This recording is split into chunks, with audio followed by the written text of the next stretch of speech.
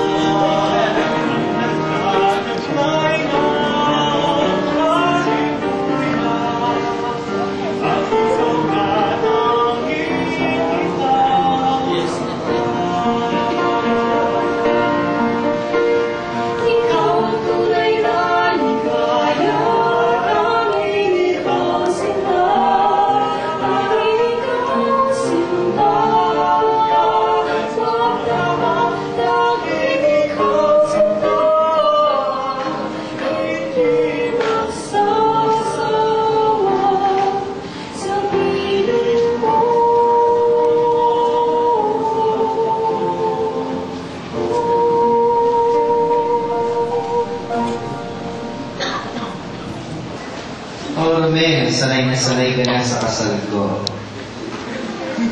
You know how I conduct the wedding ceremony, diba? Sa parokya natin. The same probably na gagawin natin sa iyo rin. Kasi ito yung parents ninyo. Wala akong asawa. Hindi ko alam kung paano buhay may asawa. And you have seen how your parents treat you. Pinalaki nila kayo, nakita niyo yung struggle, nakita niyo yung love nila sa inyo. At hindi lang love, pati pagkukonsinti ni nanay, nakita ninyo. Sa maraming pagkakataon, sometimes nagkakamali tayo, still the mother, the parents, ang laging unawa sa atin. So yes, men, your parents, still standing in front of you. In every major decision in your life, your parents stand always beside, in front, and sometimes at your back, para kung mabaksa, merong sumasapong magulang. Ang magulang ninyo. Na minahal kayo ng lubos. Siguro it's power for you to express your deepest gratitude and love for them. Malaki ang utang na loob natin sa magulang. Hindi natin pwedeng bayaran. Pero kung tayong lulingon lagi tayong lilingon sa kanila. As a sign of our respect and love, yun ang magagawa lang natin. Kasi di natin kayang tumbasan ang sakripisyo ng magulang sa anak. Di natin kayang tumbasan. Ito na yung oras. Sa maraming pagkakataon, sometimes di natin sinasabi how deep yung pagmamahal natin sa magulang natin. Di natin nasasabi yun. Di yan ang bihira. Laging, alam na niya yun? Yan ang mga sagot natin. Yes, magulang mo. Ikaw ang unang magpapasalamat sa kanila.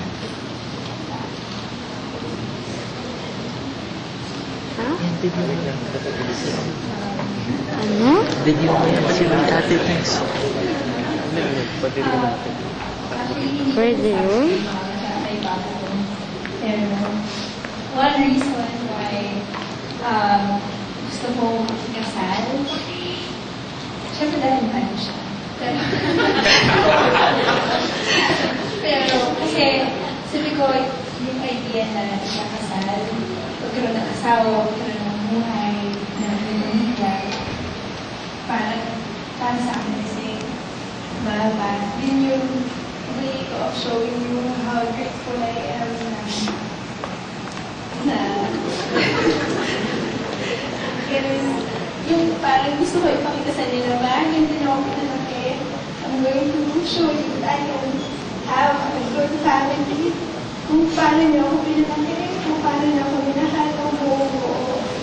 Gusto ko makita ninyo na gawin niyo sa mga anak ko, sa asawa ko. So, I've always known you're always there for me. And I thank you dahil actually, Father, sila ang nagkasal ng mag-away ko. Pinagsabihin na po namin. Pinagsabihan nila ako na mag-away. Pero nagkasal na din natin po yun. Pero, I don't know if I say it very often, but I really appreciate everything. Lahat ng support na, lahat ng love, lahat ng advice. Sabi na ito, mahal po kayo. Thank you very much. Peace.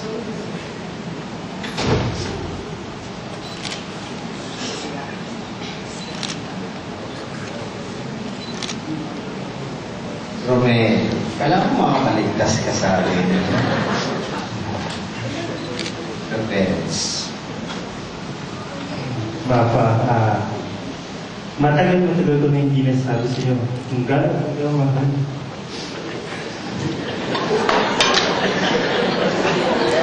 Balitan mo, iyakin ka pa rin.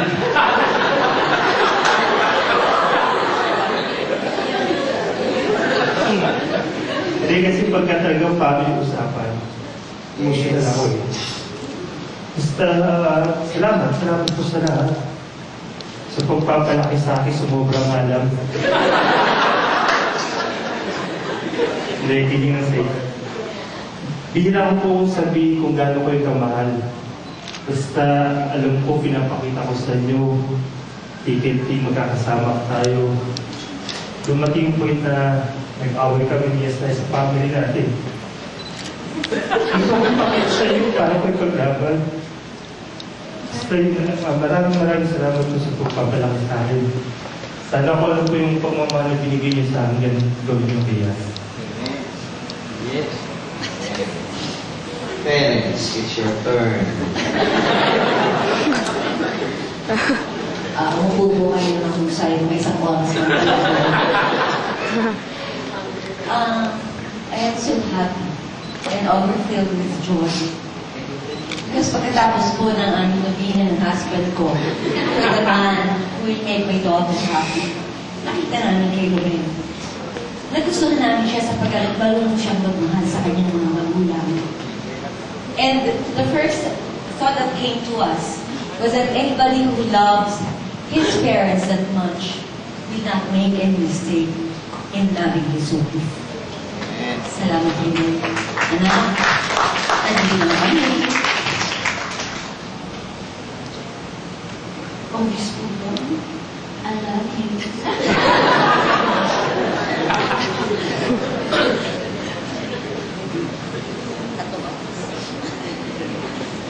Siya ko lang para sabihin. Hindi na siya kumami ako.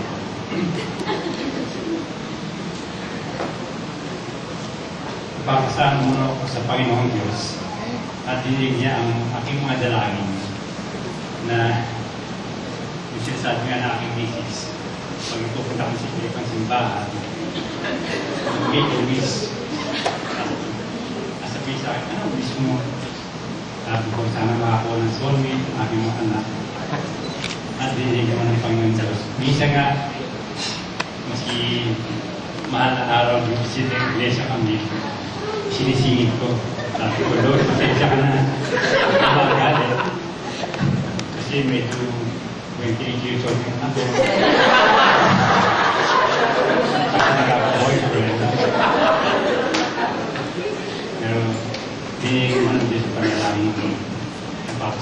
Kaya, Romel, una mong gabing inaintindihan ako sa aming sarili ko. Nakita ko sa natukas ko sa mukha ng kasiyahan. Sabi ko, this is me. Mahalin mo akong na. Kung pwede mo higita ninyo.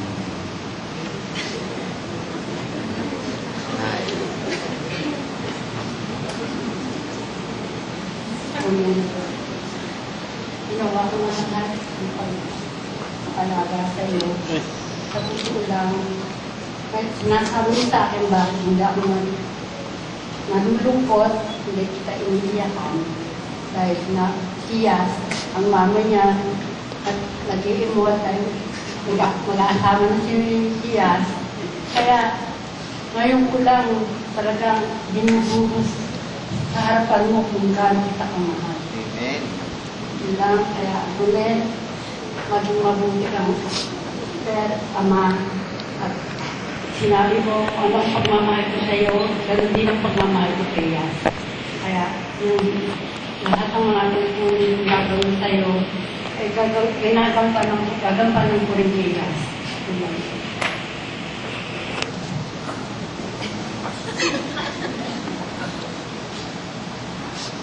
Romel Diaz, ang masasabi ko lang sa inyo, okay? Ito ang simulang kapagatan.